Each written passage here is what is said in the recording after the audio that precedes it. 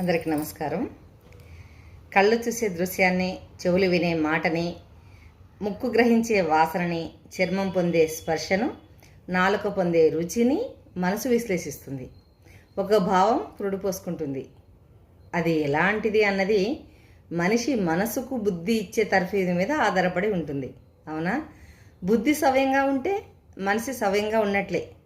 మోక్షం కోసం ప్రయత్నించే వాళ్ళు తపస్సుతో మనసును కట్టడి చేయాలని చూసేది అందుకే. సంకల్పానికి మూలం మనసులోని భావమే. విగ్రహాన్ని దేనితో రూపొందించిన దేవుడనే భావంతో శ్రద్ధాభక్తులతో సేవిస్తే భగవంతుడి అనుగ్రహం లభిస్తుంది. పరమాత్ముడు మనిషి భావంలోనే కొలువై ఉంటాడు. సిద్ధి పొందడానికి అది హేతువు అవుతుంది. భావంలోన బాహ్యమందున మనము శివశివ అంటే అదే మనకు అనుగ్రహం ఇస్తుంది. అంతరంగంతోనూ ఆరాధించాలి. బాహ్యం ఒకటే కాదు, అంతరంగంతో కూడా ఆరాధించాలి భగవంతుని కదా. అప్పుడే మనిషి తన్మయాత్మ స్థితికి చేరుకుంటాడు. కొత్తగా వచ్చిన వారిని ఈ ఊరు ఎలా ఉంది, ఇది చెడ్డదా మంచిదా అని అడిగితే ఆ గ్రామంలో ఉండే మనుషుల వ్యక్తిత్వం బట్టి ఉంటుంది.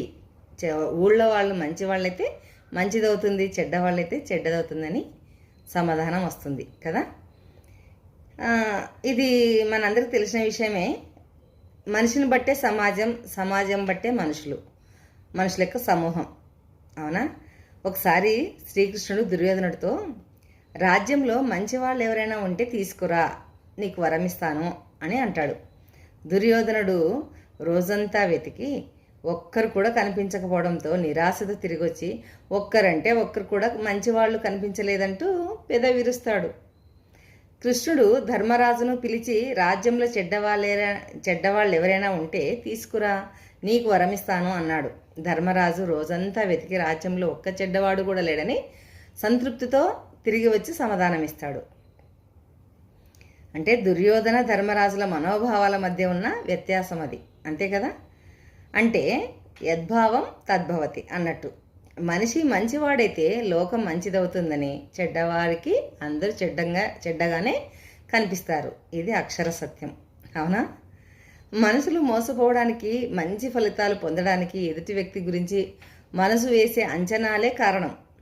శ్రీరాముణ్ణి మనసావాచ నమ్మాడు గనుకనే ఆంజనేయుడు రామభక్తుడయ్యాడు.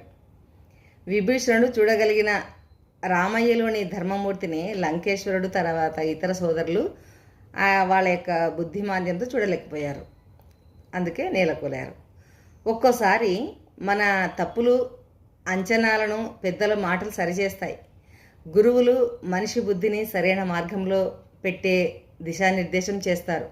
ప్రార్థనలు, పుణ్యతీర్థాలు, మునకలు, తర్వాత గురువుల పట్ల విశ్వాసం, వీటిలో మనిషి భావం ఎలా ఉంటే అలాంటి ఫలితమే దక్కుతుందని కరుణశ్రీ తెలుగు కవి అయినటువంటి జంధ్యాల పాపయ్య శాస్త్రి తన తెలుగు బాల శతకంలో కూడా విశదపరిచారు. మనిషి మనుగడకు భావమే ఆలంబన. అది నిర్మలమైనదైతే మనిషి స్వచ్ఛంగా, స్వేచ్ఛగా ఈ భూమి మీద తిరగగలుగుతాడు, మనగలుగుతాడు, ముక్తిని పొందగలుగుతాడు కదా.